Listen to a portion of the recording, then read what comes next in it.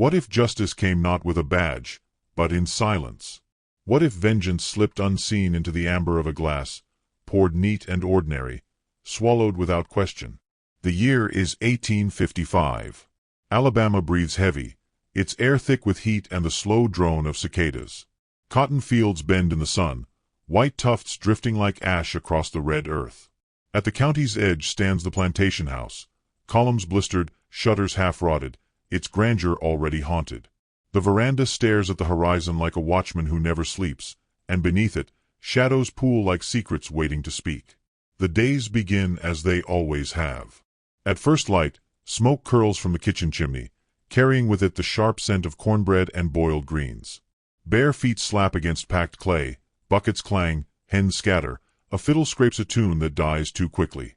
The master's boots ring out across the yard, hard and certain, each step the punctuation of power.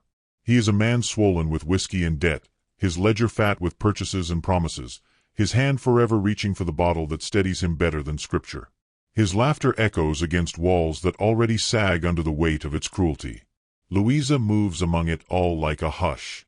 She is neither hurried nor idle, her motions smooth as if measured against some private rhythm no one else can hear.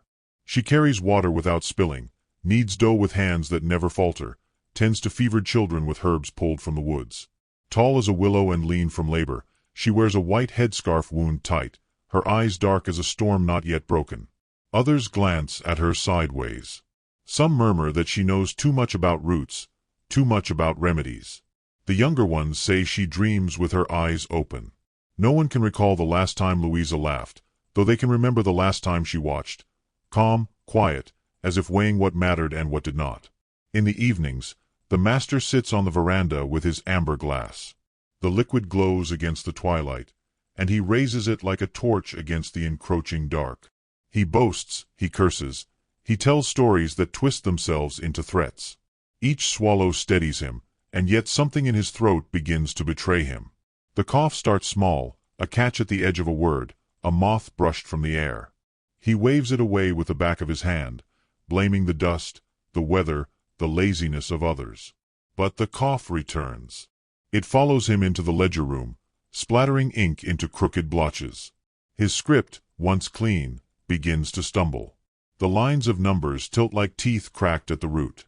At supper, the overseer complains of headaches. The cook insists the pantry smells of pennyroyal. A field hand collapses beneath the noon sun, and the doctor is summoned. He comes with his leather bag, spectacles fogged, mouth rehearsed for certainty. Sunstroke, he declares, his Latin scribble neat and useless. The hand dies before the hour ends. The doctor departs, his boots leaving tidy marks that rain will not wash away. That night, the hounds refuse to mount the porch steps. They stand in the yard with hackles stiff, staring at the dark path as though some figure waits there, one unseen but undeniable. Louisa polishes the master's glass in silence. She wipes until it shines with a strange clarity, until the reflection quivers like something alive. She sets it on the sideboard without a word, her gaze lingering not on the man who will drink from it, but on the liquid itself. When she leaves the room, the air seems heavier, as if the house itself must breathe deeper to fill the space she has vacated. In the quarters, women watch her pass, clutching children tighter. Some turn away, afraid her calm might be contagious. Others edge closer, as one moves nearer a steady flame when the wind sharpens. The mistress grows restless at her sewing. Her fingers snag threads. Her needle falters. She glances toward Louisa with suspicion sharp as glass. Why is the girl so quiet? Why does quiet feel like defiance? She whispers to the master, but he waves her off, lifting his glass high once more. Sweeter than before, he mutters, swallowing deep, as though the whiskey itself has grown tender. Night presses in. Crickets grind their metallic hymn. Shutters bang faintly in the hot wind. Somewhere in the quarters, a baby wails and then, suddenly, inexplicably, stops, as if a finger has touched its lips. The master lingers on the veranda, coughing into his sleeve, staring into the yard where Louisa stands. She is motionless, a figure carved from shadow and resolve. Her silence stretches across the space between them, heavy as a verdict yet unspoken. He lifts the glass again, eyes locked on hers, and drinks. The hounds whine. The house creaks. The night holds its breath. Before Alabama, there was the low country, where the marsh breathed salt and the nights hummed with the patience of water. Louisa had walked behind her grandmother there, a woman named Sika whose hands were always damp with sap, whose eyes seemed older than the cypress knees jutting from the swamp. Sika taught her that the world had two languages, one written in words, which often lied, and one spoken in roots, stones, and the pulse beneath a bird's wing. "Listen," she would say, placing Louisa's small palm against the bark of a willow. "It will tell you when to take and when to leave it alone." Louisa never forgot the hush of that tree, nor the warning that followed. Some cures were only curses wearing softer shoes. Then came the auction block, the gavel splitting families like timber, voices shouted into fragments. Louisa kept no kin, only a song, a three-note hum her grandmother had pressed into her ear like a seed. In the pen one night, a stranger with wrists scarred by rope slipped a dried parcel into Louisa's hand. "For choosing," the woman whispered. "For doors that will not open." Louisa folded it tight into her palm. By the time she reached Alabama, she had hidden it beneath a hearth-brick in the quarters, where it slept like a secret heartbeat. The years that followed taught her silence. Silence while the lash sang. Silence while the mistress counted linens. Silence while men measured her strength as though she were a mule to be priced. Yet beneath that stillness lay memory. Herbs drying above a low-country fire, the taste of bark on the tongue, the hum that curled like smoke through her ribs. She carried it all without showing the weight, and because of that, some began to fear her. Whispers traveled faster than hoofbeats. In the quarters, women claimed Louisa's water bowls trembled even when the air was still. Children dared each other to follow her to the edge of the creek, where she tied red thread to branches, muttering words no one else could catch. The men teased her as root woman, though not without caution. They avoided her gaze, for in it they saw something they could not measure or name. To some, she was shield, to others, omen. In truth, she was neither and both. Folklore clung to her as tightly as sweat. One said she could hear lies in the call of owls. Another swore she dreamed the exact hour of births and deaths.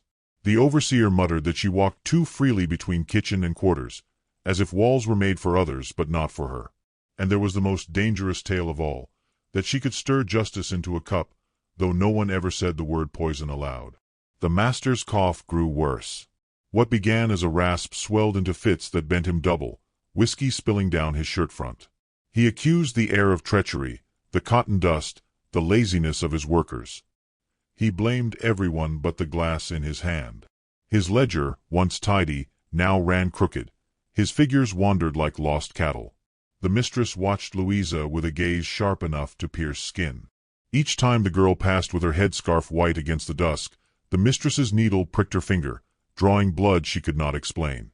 When the overseer's hound sickened, eyes clouded with milk, he spat and cursed Louisa's name. When a field boss woke with a swollen tongue, he swore she had whispered in his sleep. Fear bred invention. Rumor spread like fire through dry cane, and soon every misfortune found its way to Louisa's shadow. Yet still she spoke little, moving with her unhurried grace, carrying water, folding linens, humming the three-note song. Her calm unsettled them most of all. How could she remain so steady while the master withered? The doctor returned, spectacles fogged, breath sour with pipe smoke. He prescribed bleeding, as if blood were nothing but excess water to be drained. The master paled, weakened, but the cough clung tighter. The doctor wrote letters to colleagues in Mobile, describing a peculiar constitution, as though the body were a misprinted map. He doubted everything but the bottle.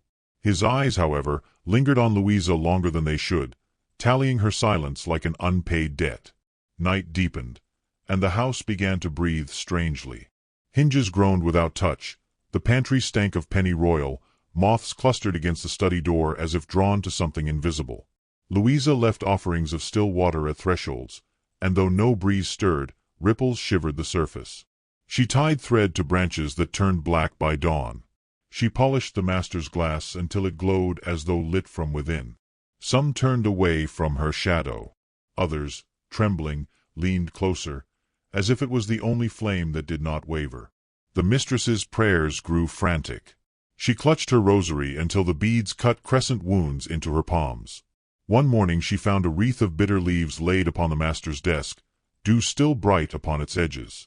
No door was forced, no window open. The servants denied knowledge, though their eyes shifted toward Louisa with a mixture of awe and dread. When he discovered the wreath, the master roared her name. His voice cracked, but it carried through every wall, calling her into the study. She stepped from the dim hall, tall and silent, her face carved of shadow and resolve. For one long beat, the house itself seemed to listen, two hearts hammering like fists against locked doors. The ledger lay open, the ink blotched and wild. The glass stood waiting, a faint ring of amber clinging to its rim. The master's hand trembled as he pointed at her, but no word formed, only another fit of coughing. Louisa's eyes did not flinch. She looked first at the wreath, then at the glass, then at him, as if measuring which would fall first. The silence swelled until it seemed the rafters themselves would crack beneath it. Then, from somewhere unseen, the dogs began to howl, their voices slicing the night into ribbons. And in that sound, every servant, every master, every wall seemed to recognize that something had already shifted beyond repair. The storm came sudden, boiling up from the west, splitting the sky into jagged seams. Heat pressed against the house like a fever, and the columns sweated with it. Lightning flashed white through the veranda rail, illuminating the master bent over his desk. His cough shook the ink bottle, smearing the last column of numbers into something unreadable. The whiskey glowed in its squat bottle, faithful companion, traitor's kiss. His hand reached for it as though it were salvation. His fingers shook. His voice cracked. Still, he poured. Louisa stood in the threshold, her headscarf damp against her brow, her eyes unblinking. The room smelled of paper, sweat, and something sharper, the faint bitter green of crushed leaves. Thunder rolled, long and low, and the rafters trembled as though the house itself were listening.